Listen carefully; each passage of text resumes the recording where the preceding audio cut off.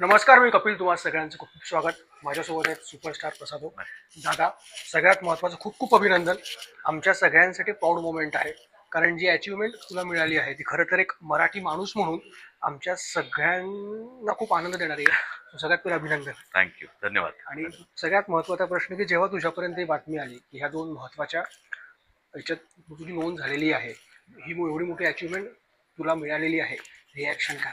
मला मला कळलंच नाही की मी काय ऐकतोय किंवा अं, म्हणजे माझा विश्वासच बसत नव्हता. सुमितनी जेव्हा मला फोन करून सांगितलं की असं असं झालंय, तर म्हणलं म्हणजे तो म्हटलं थांब मी तुला प्रॉपर त्यांचा मेल पाठवतो. मग त्यांनी मला मेल पाठवला. मग मी तो वाचला. मी आणि मंजू जेवायला गेलो होतो कुठेतरी, आणि मी तिला दाखवलं की हा मेल वाच. तर तिने पण वाचला. ती म्हणली काय आहे हे? मग तिला सांगितलं की इंडिया बुक ऑफ रेकॉर्ड मध्ये नोंद झाली आहे. ती जोरात ओरडली हॉटेलमध्ये. सगळे बघायला म्हटलं हळूहळू. ती म्हटली बाहेर चल, बाहेर चल, बाहेर चल. मग आम्ही हॉटेलमधून बाहेर आलो. मग सगळं सांगितलं समजावून. मग ब्लँक झालो होतो रे. आणि हळू जसं थोडं नॉर्मल झालो, भारी वाटलं खूप खूप. धर्मवीरला आतापर्यंत अनेक पुरस्कार मिळाले, पण हा जो सन्मान झाला आहे हा खूप वेगळा आणि खरंच कौतुकास्पद आहे मराठी माणूस म्हणून आपल्या सगळ्यांसाठी, की एका सिनेमाच्या काही व्यक्तिरेखेसाठी 15पेक्षा जास्त पुरस्कार मिळणं आणि त्याची नोंद साता समुद्रपार घेण्यासाठी खूप मोठी गोष्ट आहे. हा ढिगे साहेबांचा आशीर्वाद म्हणावा. 100%, 100% निर्विवादपणे. म्हणजे ज्या माणसाला मी कधी पाहिलंही नाही त्याची भूमिका माझ्या वाट्याला येणं, अं, ती मला जमणं, लोकांना ती आवडणं, त्याच्यासाठी एवढे पुरस्कार मिळणं आणि त्याची ग्लोबली नोंद घेतली जाणं, हे त्यांच्या आशीर्वादाशिवाय शक्यच नाही. बरं, सगळ्यात महत्त्वाचा मला अजून एक किस्सा आठवतो की धर्मवीर तर जेव्हा प्रोसेस सुरू झाली होती, म्हणजे मंगेश दादा असतील किंवा प्रवीण सर असतील, एका वेगळ्या सिनेमाचा शूट करत होते आणि अचानक प्रवीण तरडे सरांना ढिगे साहेबांबद्दल कळलं आणि त्यांनी तिथून तो सिनेमा सुरू केला. प्रोसेस या यांच्यावर सिनेमा बनायला पाहिजे, त्यात तुझी एंट्री झाली आणि जे घडलं ते सगळ्यांनी बघितलं. खूप मोठा इतिहास होता. धर्मवीर 2ला पण तेवढीच क्रेज प्रेक्षकांमध्ये होती. तर आता आज 30 वर्ष झाली आणि 100पेक्षा जास्त सिनेमे तू केलेस. तर धर्मवीर हा असा सिनेमा होता ज्यात प्रसादोगचा आतापर्यंत कधीही न बघितलेला अंदाज प्रेक्षकांनी बघितला. खूप खूप वेगळा, आपण रावडी म्हणूया त्या भाषेत. आणि खरोखर म्हणजे जेव्हा आम्ही त्याच्या प्रतिक्रिया घेतल्या होत्या प्रेक्षकांच्या, तर ठाण्यातून अशा प्रतिक्रिया होत्या की साक्षात दिघे साहेब पडद्यावर आहेत का. म्हणजे बायका रडताना मी बघितल्या आहेत, त्यांचे कार्यकर्ते रडताना मी बघितले आहेत. सलग 20 ते 25 दिवस ठाण्यात शो हाऊसफुल चालले होते. तर कलाकार म्हणून काय वाटतं की एक चीज झाला, जेवढं कष्ट आपण घेतो होतो तर ह्या एका भूमिकेने एक टर्निंग पॉईंट. 100%, 100%.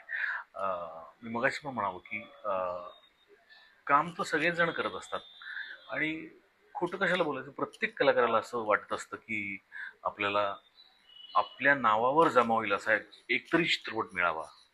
परंतु नुसता मिळून देतो तो चालावा, सुपरहिट चित्रपट आपल्या नावावर जमा व्हावा, आणि ऑफकोर्स आपल्याला पुरस्कार मिळावे, असं प्रत्येक कलाकाराला वाटत होतं असतं. आणि त्यात काही चूक नाहीये. मलाही तसंच वाटत होतं की बरीच वर्ष झाली मी काम करतोय, पण मला अजूनही टायटल रोल मध्ये मला कोणी कास्ट नाही केलं किंवा मला अजून मिळाला नाही.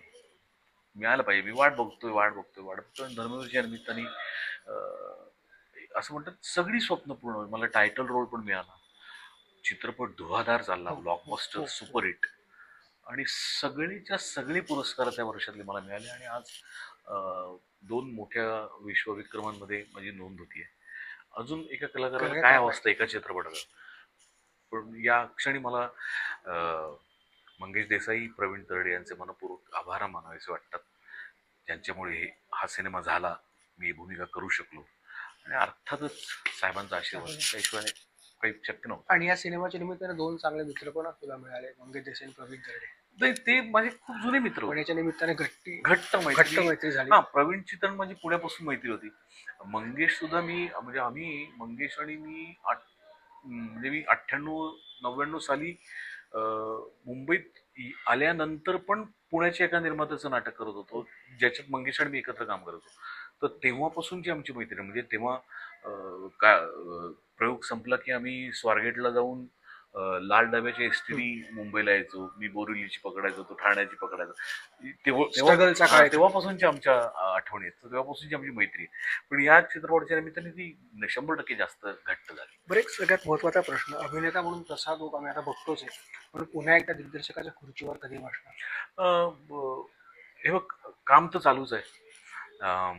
निळू फुलेंचं बायोपिक लिहून तयार आहे. त्याचं पिचिंग चालू आहे. मला असं वाटतं तो पुढच्या वर्षी जोरवर मी जाईन.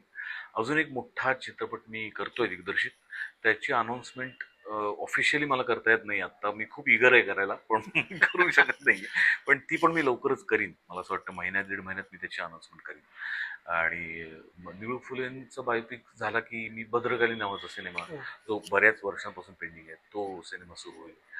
त्यामुळे त्याचं पण काम चालूच आहे. थोडा वेळ लागतो, पण आपल्याकडे त्याला काही पर्याय नाही. कलाकाराच्या आयुष्यात चढ उतार असतात, पण तुझ्या खंबीरपणे पाठीशी होती मंजूताई. आणि आता आम्ही बघत होतो की जेव्हा तिने ही अनाऊन्समेंट केली तेव्हाची तिच्या डोळ्यात एक वेगळाच आनंद होता, वेगळंच एक तेज होतं. बरं. तर का त्या मंजूताई? आता आमचा सुद्धा प्रवास 30 वर्षांचा आहे. 30 वर्ष आम्ही एकत्र होतो.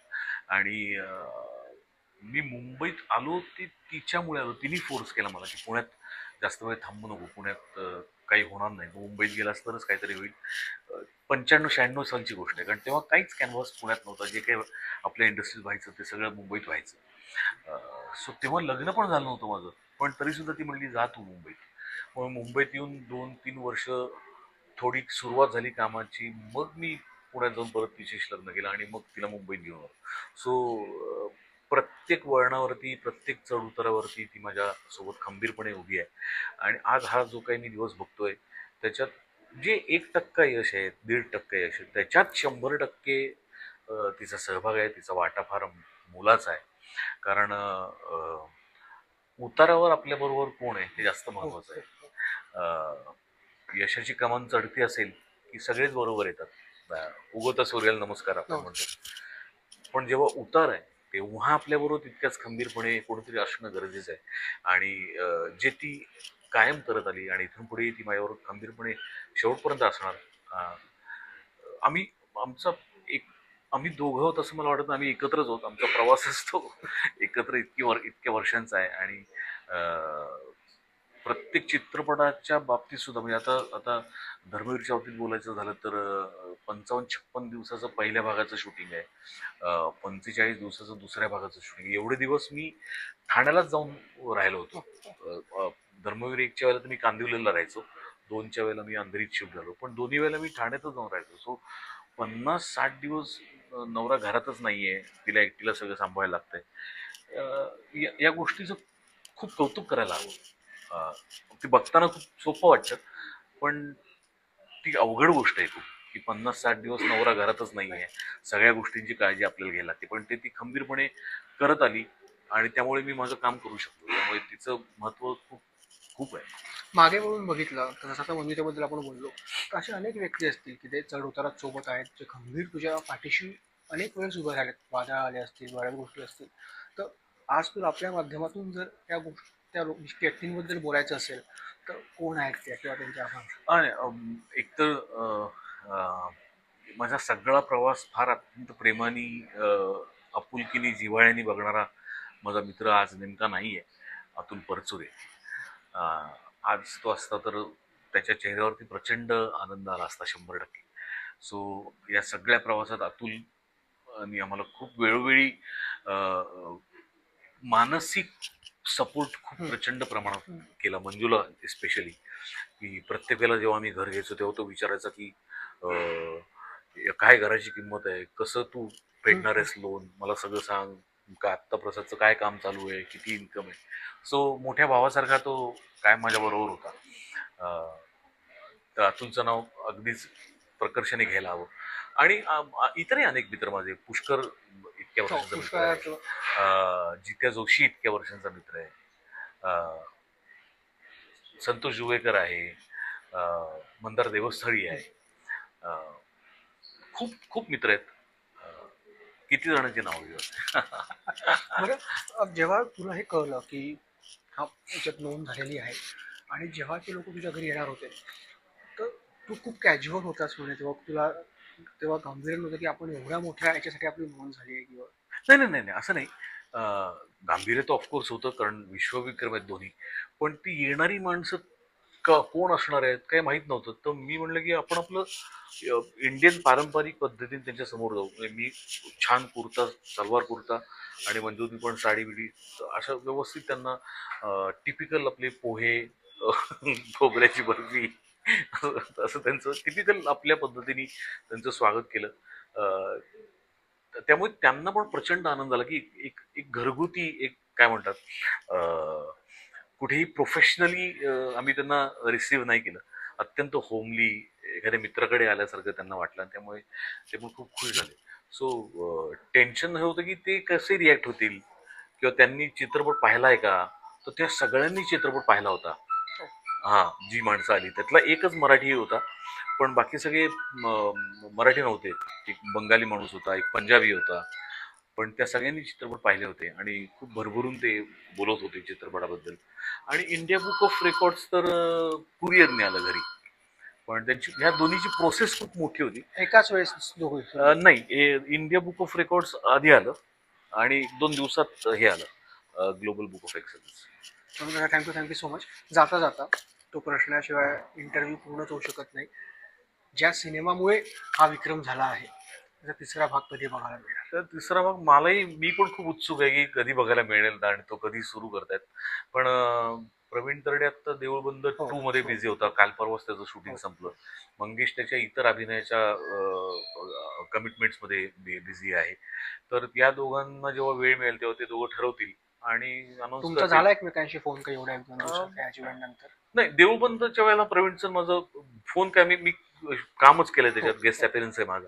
त्यामुळे त्या निमित्ताने भेटलो. मंगेश आणि मी एकदा एका इव्हेंटला भेटलो औरंगाबादला, पण अशी काही विशेष चर्चा झाली नाही. पण ते माझ्यापेक्षा त्या दोघांमध्ये कधी चर्चा होईल आणि ते दोघं कधी हो हो ठरवतील ते तेव्हा ते. फटकन ठरून सो होप लवकर सुरू होईल. मला सुद्धा I I also hope so की लवकरात लवकर भाग 3 सुरू करतील. थँक्यू सो मच आणि all the best. Thank you so much. Thank you.